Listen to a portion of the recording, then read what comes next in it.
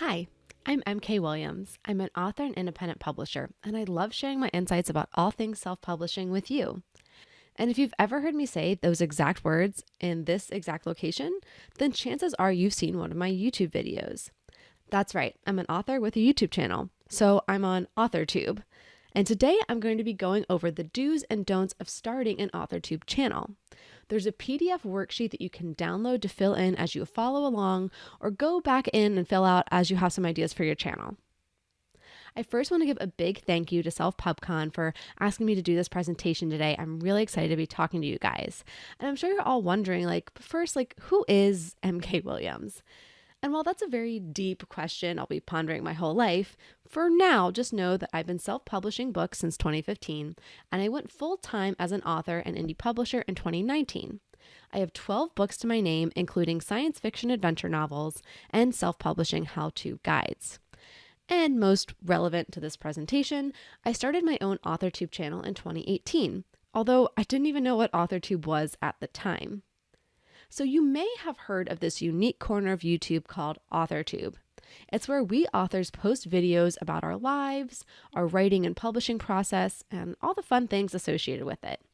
And if you're tuning in for this session during SelfPubCon 2022, then chances are you're considering starting a YouTube channel, or you've already started one and you feel a little lost. So let's start with the most basic question first, which is, why even start a YouTube channel? Well, other than the fact that YouTube is the second most visited site in the world, and as of 2020 had 2.3 billion with a B subscribers, many authors are looking to start a YouTube channel to help promote their books or their author brand. Some are looking to cash in on the YouTube ad money that they've heard about. I mean, people are apparently making zillions just streaming while they play video games. We authors can cash in on that, right? Well, let's first go back to the first option mentioned, which is starting a YouTube channel can be an effective content marketing strategy to help you sell more books.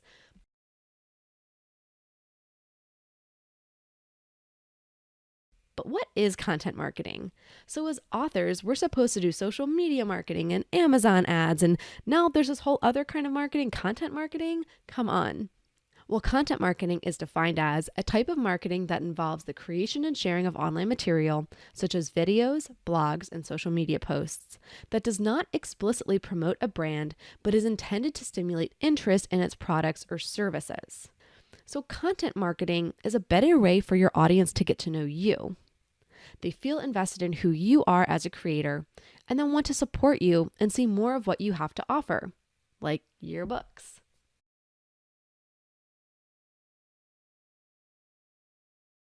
Okay, cool. But what about that second reason, the money? Come on, that's what everybody wants. Well, we'll get into that in a bit. As in, I'll be a little bit of a Debbie Downer about the realistic growth numbers, okay? First, if having an AuthorTube channel is content marketing, what content would you even share on this AuthorTube channel?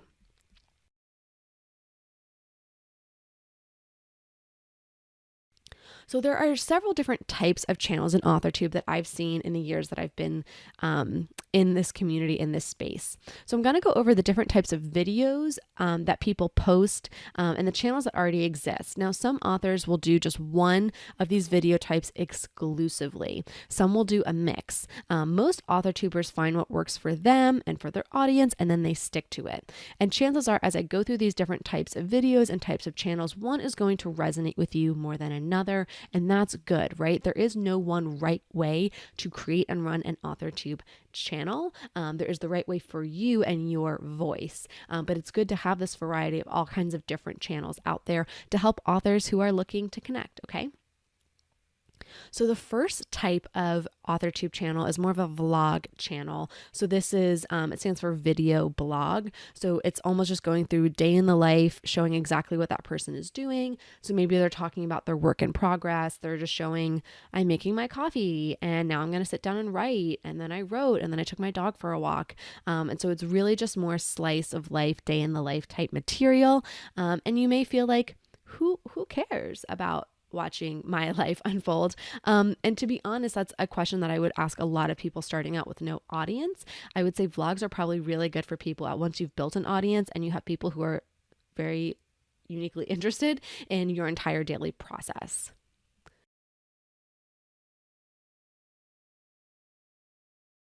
So the second type of video and channel would be like a live stream where people just go on and they do writing sprints where the person with the channel is on there and live, they are typing, they are editing, and other people can join in because they're writing as well. So it's this nice way to kind of say, hey, we're going to have a writing session together digitally all across the world. So a live stream is another type of video that people do, another type of channel. People just exclusively do that.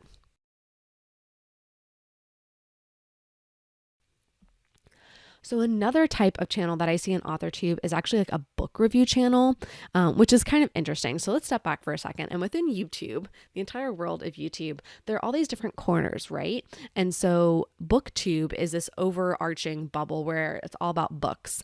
And then I would say a subset of BookTube is AuthorTube, where not just talking about what books are out, what books you like, list of books, good books, bad books, my favorites, whatever. It's actually authors talking about books. And so I have seen a lot of authors on AuthorTube kind of mix between the two, where they're also talking about their favorite books, books on their bookshelf, things like that. They're doing book reviews. And I've seen some booktubers then want to become authors. So it's this nice back and forth, but just keep in mind, if your audience is tuning in just because they want book reviews, then they may not necessarily want to just hear about you writing your book. They may just only want book reviews.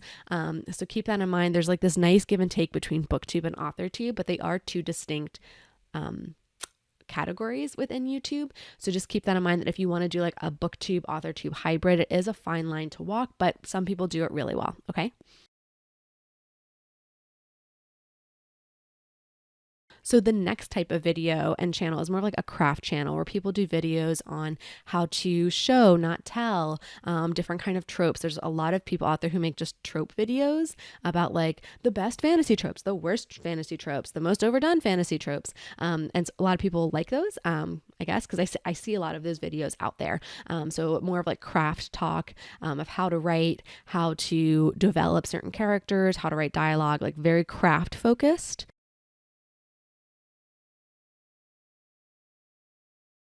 And then there are two types of like business focused ones. So I'd say that there's traditional publishing insider tips, where there's authors who are talking about how they got an agent, how they got a deal, negotiating their deal, working with editors, prepping for book tours. So very much focused on the traditional author experience.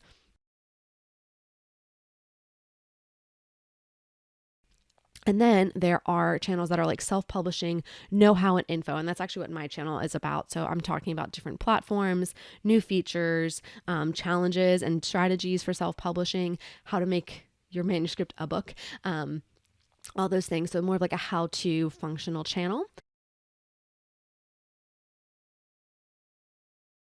And then the last type is more like author interviews and video podcasts. So podcasting is also a form of content marketing. And so a lot of people with a podcast will then just put it up on YouTube, right? That's another way for people to access that content. And so they'll either do it as a video interview, or they'll just set the audio from the interview over like a static image for that purpose. So that is another way that you can do that. If you already have a podcast, you may be like, well, that's super easy. Check. I can just start an AuthorTube channel, or you're thinking you just want it to be a YouTube specific video podcast channel. So that would be one type that you could do as well. So as I said, I pretty much stick to the self-publishing how-to videos on my channel. Now, I've occasionally mixed in some interviews where it made sense, and I was generally like interested in talking to that person. And so it's important to know, like, you don't have to do all of these kinds of videos. If you're not sure what you want to do, maybe you try your hand at each and do some testing. Every once in a while, maybe you want to mix it up. That's totally fine. But in general, I find that the more successful channels have like one type of video that they do and they stick with it. And maybe they branch out every once in a while, but they really have their defined, like what they like to do. And then those videos end up being better because those are the videos they like to make. So keep that in mind as you're thinking about what videos you would even want to make on your channel.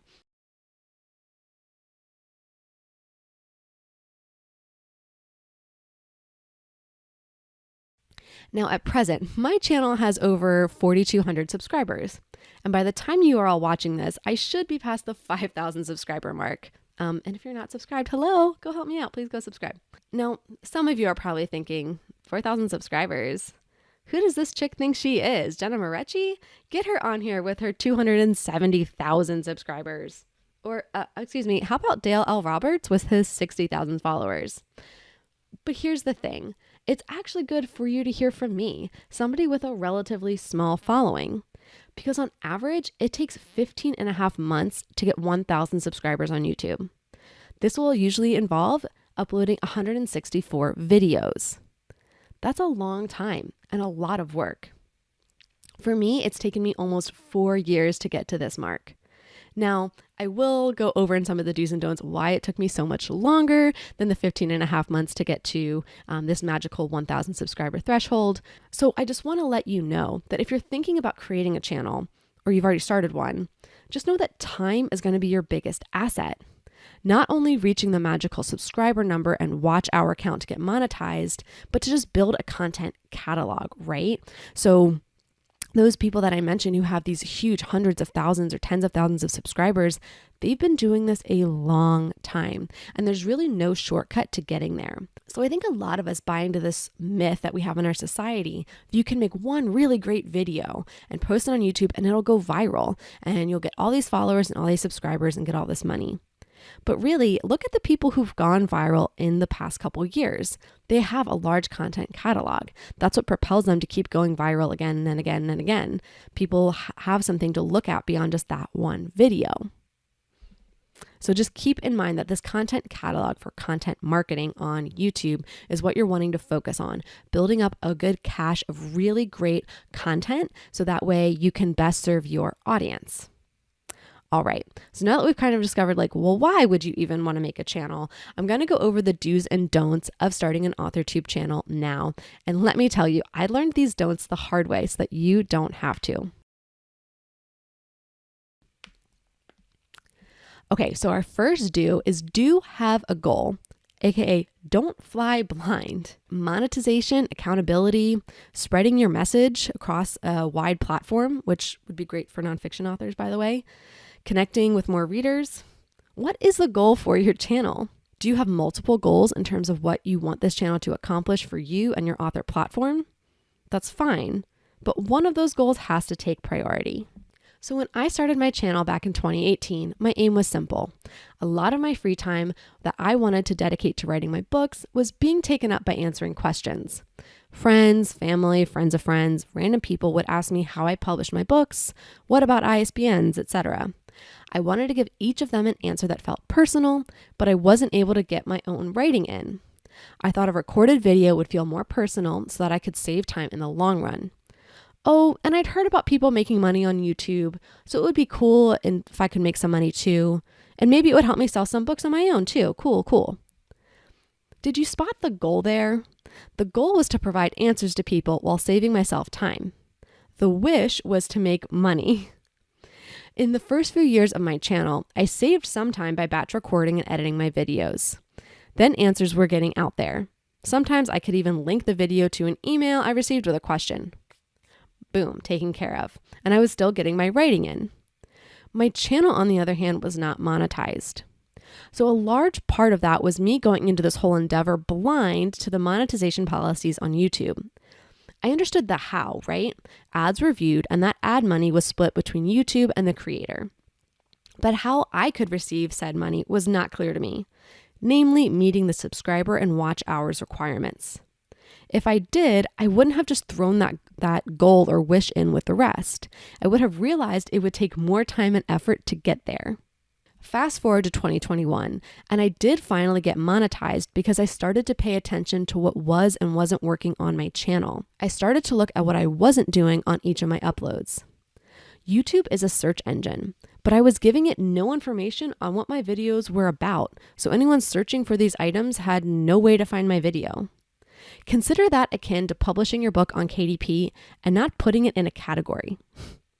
So in 2020, I doubled down on my monetization goal and made it an actual goal. I watched channels like Nick Nimmin and Catherine Manning to learn about the features I wanted to optimize. I went back to old videos and added tags and updated video titles. No more funny, cutesy titles that made sense to me and the 4 other people who watched the video. No more leaving the tags empty. We're going to talk about those in a bit. But effectively, I actually made my goal a goal, and I put some hard numbers behind it and I put some work behind it. I wasn't just wanting it to happen magically. And remember, you can have more than one goal for your channel. You can say, I want people to hear my message, I want to answer questions for people, and I want to monetize. But one of these goals needs to be the primary goal. So I talk about this a lot for books as well, right? You can say, I want to write the best book ever. That's this literary opus that everybody will love and enjoy for centuries, and I want to make a lot of money. Okay, well, one of those has to be the primary because eventually there's going to be a conflict. And the same goes with your channel. You can start a channel to educate your audience and sell more books and make YouTube ad money. But eventually there will be a time when you need to decide between these goals because they're going to be in conflict with each other. So you need one primary goal. And if you have secondary goals, you can't ignore them, but you know that they get second billing. The secondary goals can't be wishes or hopes. They have to still be goals. Okay, the second do and don't of starting your own AuthorTube channel. So do have a plan. Don't expect to just hit publish and go viral. So first of all, with this plan, who are your videos for? Are they for you? Some authors vlog or do writing sprints or just post weekly updates to keep themselves accountable. They have to show up and say whether they did the work this week or not. Or are you trying to grow a readership? Are your target readers also the people who watch YouTube videos? Is your audience even on YouTube? Are these videos for other authors? That was my audience. Aspiring authors who needed help getting the book across the finish line. To this day, that is the majority of my audience. Although many have stuck around as subscribers, so now I need to have content for newbies and for those getting their second and third books out. In my experience, I knew I wanted my videos to be short and sweet to get right to the point. Because as an author, and I'm serving other authors, I tend to do this thing that we all do, which is set aside time for writing, and then I fall down an internet rabbit hole. So I didn't want a lot of fluff in my videos. I wanted it to get to the point with a final reminder to the author to get back to writing their book. Well, YouTube likes videos that are between 8 and 15 minutes long. My videos were half that length. While that hurt my chances of discoverability with the algorithm, I continually get positive comments from authors who watch my videos, thanking me for my brevity and getting right to the point. This was a decision to optimize for my audience, not for the platform. You'll need to understand your audience as well and make your own decisions based on what your audience needs. And here's another thing. This added on idea I had back in 2018 that maybe I could sell some more of my books didn't really make sense. When I launched my channel, my only books at the time were science fiction and suspense. And yes, some authors like to read those genres as well. But my planned audience was authors who needed help with their own books. The possibility of one wanting to read in my genre was small. But when I finally took the information I was putting on YouTube and wrote my first nonfiction books on self-publishing for first-time authors, they did well, much better than my fiction. Why? Because I had an audience of people on YouTube who wanted that exact information. I had been barking up the wrong tree for the first year and a half on YouTube because I didn't have a plan. So again, understanding your plan, who your audience is, who are you making videos for, what does that audience need is going to help you to understand what kind of videos you need to make and information you want to put out there, okay?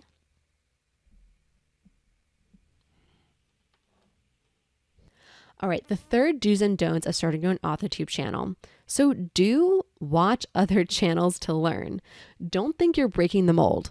The mold works. So back in 2018, when I started my channel, I did not do this. And it's probably good that I didn't. My aim was to save time by making videos I could send to people to answer their questions.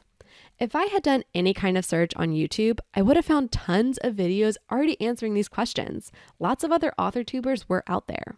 I probably would have thought, sweet, I don't need to make any videos. I'll just send people here. I never would have started my channel, which means I never would have launched Author Your Ambition, which means I never would have created some of my best work and likely would still be toiling at my 9-to-5 wishing I could be a full-time author. So in my case, it worked out for me that I didn't watch other channels first. But don't make my mistake. It took me way too long to finally watch other channels, and when I did, I learned a lot. First, a quick way to find out if your audience is on YouTube is to see if other people are making videos for this audience. If so, what kind of views are they getting? This can give you an idea of what you might expect to see on your own videos. Second, you'll learn a lot about what works and what doesn't by just observing. When I started watching others, I noticed a few things. So the really good channels where the videos looked great and they got lots of views and subscribers were starting and ending each video with a reminder to like the video and subscribe to the channel. They had intro and outro music to set up the video. The video didn't just start by them talking and going into the content. They had a nice introduction, something either informative or funny to catch attention. They also had screen captures to show what they were describing and to vary up the video instead of just one talking head the whole time. You can learn a lot this way. You can also see what people like by what does well. I know, we are creative souls and we have to break the mold and refuse to be confined. But remember that goal you had with these videos? What was that again? Whether you're looking to make money or grow your readership, you want people to want to watch your videos. Learning from those who have a lot of viewers will guide you on what works and maybe what is too avant-garde and experimental for your intended audience. Unless that is your exact audience, in which case, do that. Also, I now had new role models and people to look up to, and I could connect with them. In the comments, I could just add my thoughts to their video, agree with them, make a connection. Just as we have an overall indie author community, we need to have an AuthorTube community.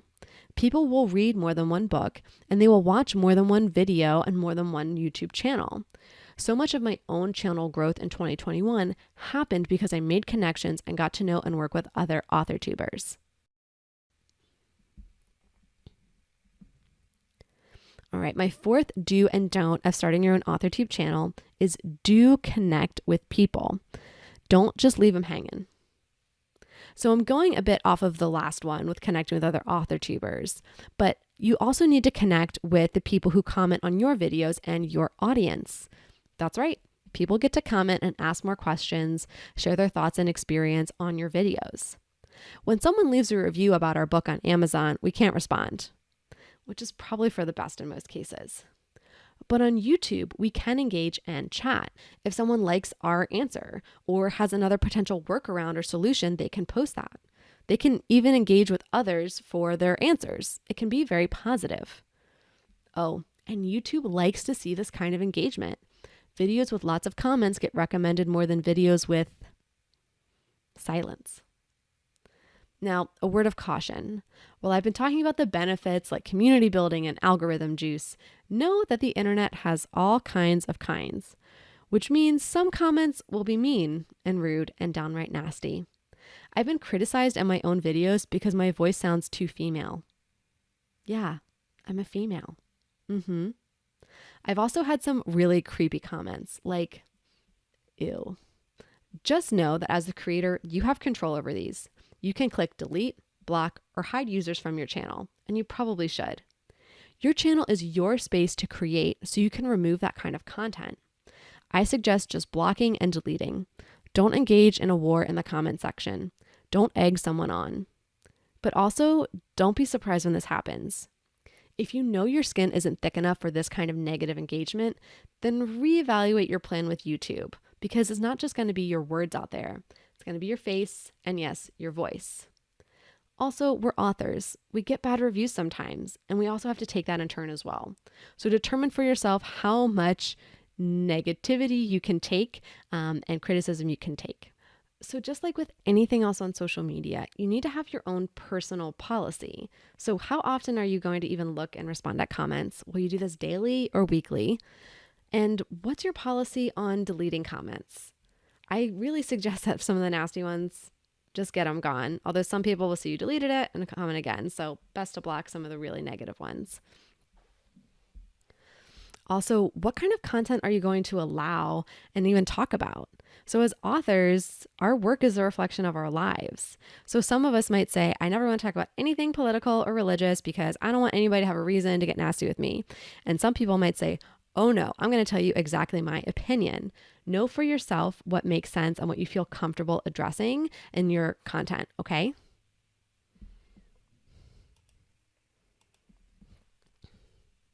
Okay, the fifth do and don't of starting your own AuthorTube channel is do be consistent.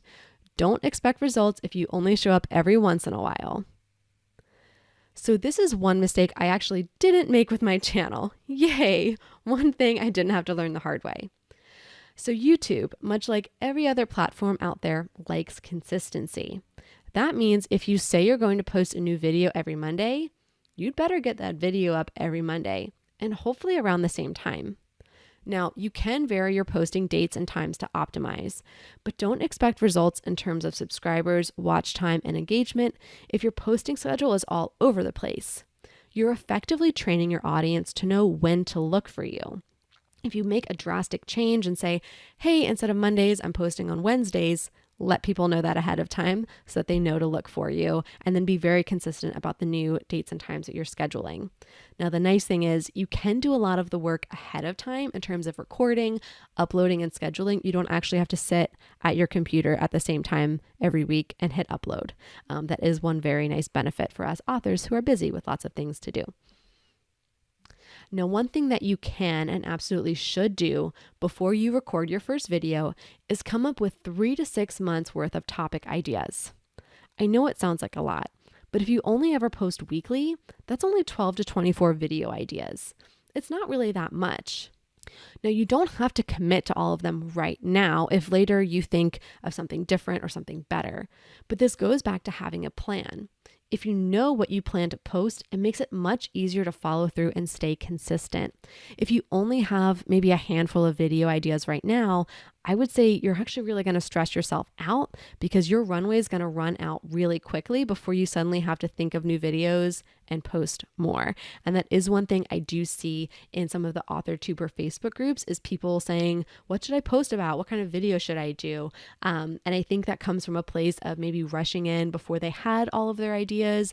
They're not sure of the identity of their channel, which I think goes to like, why would you ask somebody else what video to make if they don't even know your channel? So if you know who your audience is and what your channel is about, then that question answers itself as far as, well, what else does my audience need? Not just what should I make? So just think about that. Now, one thing I will say about consistency is that it's a double-edged sword. I've been doing this for almost 4 years and I've never missed a week. While this is a badge of honor, I probably should have taken time off.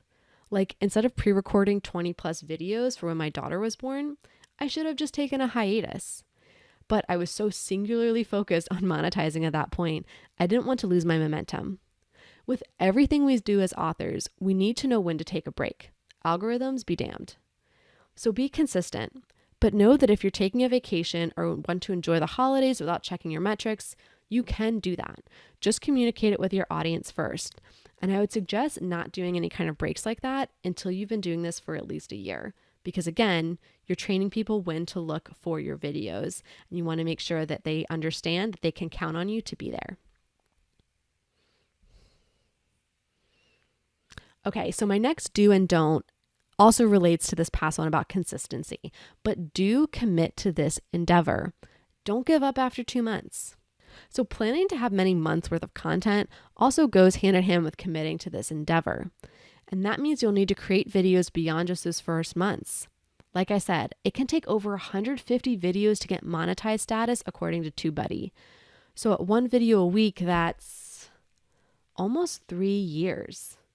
And in general, with content marketing, it isn't just set it and forget it. It isn't just do this for a little bit and see what happens. The whole point of content marketing is that it's long term because you're not being in your face to purchase your item. People are getting to know you. It takes time to get to know you. It takes time to build that trust. The strategy is that you continue to produce new content. People find it. They also find this large cache of content that you've built. If you're going to start an AuthorTube channel, commit to giving it your full effort for a year. See where you are and if you like the progress you're making. And by full effort, that means learning the platform and optimizing your video as well. This may mean that you don't have as much time for writing your books. So when I launched my channel in 2018, that was my mistake. I recorded my videos, posted them really quickly, and went back to writing my books.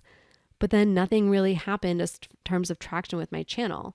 Well, that's because I wasn't really focused on growing the channel. I just thought it would just magically happen. That's not how life works. We know that. So having to learn the platform was super important. And that, yes, is the next do and don't. Do take time to learn the YouTube platform. Don't just think things will happen magically. So YouTube is a search engine. It's owned by Google. Most people end up on YouTube because they're looking for something. Understanding this fundamentally changed how I structured my videos. Instead of talking about what I wanted to talk about, I focused on how I could solve a problem or answer a question for my audience. That aligned with the type of channel I wanted to have and cultivate.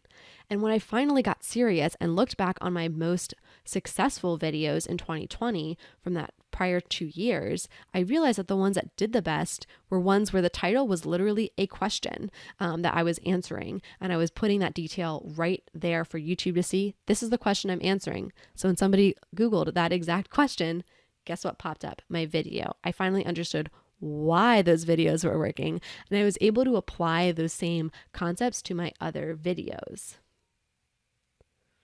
Now I'm going to take a little aside here because I've talked about the AuthorTuber Facebook group before, and I do suggest that you check that out. I don't manage this page, but it is a good way to connect and meet people. What I do see though that I don't like is a lot of people talking about tags. Like people are like, oh, I just started a tag for like AuthorTubers who like dogs. That's my tag, AuthorTubers who like dogs. Everybody make a video, AuthorTubers who like dogs. That's not how YouTube works. So most of this is not at all related to how tags are made. So I see people like making tags for video series, but no one's out there searching for those tags, like AuthorTube newbies or AuthorTubers who like dogs. Maybe someone like me or another active AuthorTuber might look for this so they could welcome a newcomer to the platform. But everyday people like your readers and maybe your intended audience aren't going to look for this. So tags in YouTube are your search keywords. So if you're making a video about how to update your book categories in Amazon KDP, that can be one long tail tag. You'll also probably include book categories KDP, book categories on Amazon, self-publishing with Amazon, as other tags that people might search for and content that is related to your video. So understanding all the different fields that are in your upload are super important. When I went in, at first, I was just like video, title, cool, maybe auto-generate a thumbnail of me going like in the middle of the video because I didn't understand that either. And I left so many fields blank. That was a huge mistake. I had several channels that I would recommend that you check out to learn more about YouTube in general, not just AuthorTube specifically. And these are the channels that I started watching a lot of in 2020 when I wanted to get serious about optimizing my channel. So that's Nick Nimmin, Catherine Manning, and Meredith March, or VidPro Mom. All right, I'm going to take a time out here and throw in a word of caution to you. Once you begin to watch videos for new YouTubers and how to grow your channel and the like, YouTube will serve you with more related content. This is a great way to discover new channels, and maybe someone else is saying the same things, but it just resonates and clicks a different way. My caution is the people who will try to tell you how to get monetized fast. Yes, their tips work, but they usually involve you focusing on making videos around what is the most searched for content on YouTube right now. That content may be of no interest to you or your planned audience. Do you want to make videos about the latest celebrity gossip? Do you want to make videos about how to play Wordle? Do you want to make videos about how Bitcoin works? If you do, then great. But if you have no plan to talk about said things ever again on your channel, then steer clear. So if you get your first 1,000 subscribers and your required watch hours for monetization from these trendy videos, then suddenly switch to all author and book and writing content once you're monetized, your audience will be confused and potentially unsubscribe. Also, YouTube will be confused. Similar to how having friends and family buy and review your book confuses Amazon.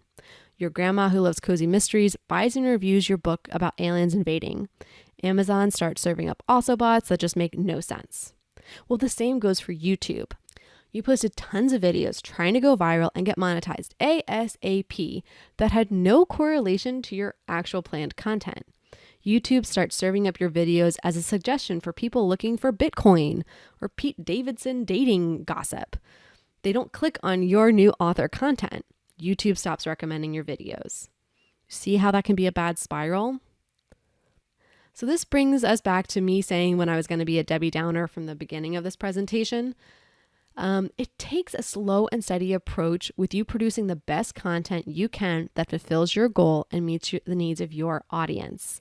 Yes, we all would like to get compensated for the work that we're doing on YouTube, but rushing to get your 1,000 subscribers and 4,000 watch hours in a year by making something that's totally off the wall is not going to do you any favors, and it's potentially going to hurt your long-term efforts, okay?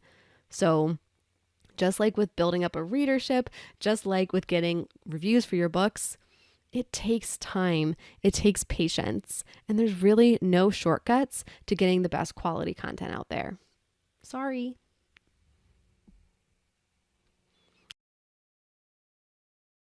Okay, my final do and don't for starting your own AuthorTube channel is do budget for some tech and some gear. Don't do what I did. All right, so production. Do you even like recording videos? Do you like being on camera? Do you feel comfortable with your face and voice online? Do you have any experience recording and editing videos? All right, I know I just threw a lot of questions at you, but if you're going to create videos, you need to know how to make them or maybe have a desire to learn. You'll need something to record the videos with, like a camera. While you may not have the budget to shell out for a fancy camera and lighting setup, a few basics should be on your list. As in more than just using your smartphone camera and microphone. That can help you get started, but as you move along, you'll want to improve your production quality. Trust me, my first year of videos is rough. You can go back and see, or you can spare your ears and eyes and just take my word for it. I was learning the hard way. I was learning the very, very hard way, but I was learning and I was growing. The nice thing is that most people on AuthorTube are pretty friendly and understanding. When you do monetize the channel, you'll be able to reinvest with nicer gear, editing software, and maybe one day someone to do the editing for you. But the same channels I mentioned previously to learn ways to optimize your videos with tags, thumbnails, titles, and the like will also have some really good tips to improve your videos even with a DIY setup. So just keep in mind that as you're learning, it's continual, right? Just like as authors, we're continually learning more about our craft and author business. If you decide to be on YouTube, you have to continually learn more about YouTube, okay? All right, I just threw out a lot of information at you in this presentation. Let's take a deep breath. All right, are you still excited about the idea of starting a YouTube channel to advance your author platform? Did you start percolating some ideas for content that you could create? As I mentioned in the beginning of this presentation, what's included is also going to be a set of worksheets to help you plan and make the most of this information so you can get started or start optimizing your existing channel now. I really appreciate you taking the time to listen to my presentation, and I can't wait to see your first videos on YouTube.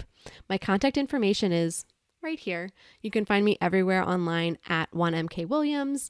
My website is 1mkwilliams. Also, Author Your Ambition is my brand that's out there. So please reach out to me and let me know if you have additional questions about AuthorTube. And when you make your first video, send me the link. I definitely want to watch it, okay? All right, and now you can get back to writing your book. Or wait, scratch that. You need to get back to SelfPubCon 2022.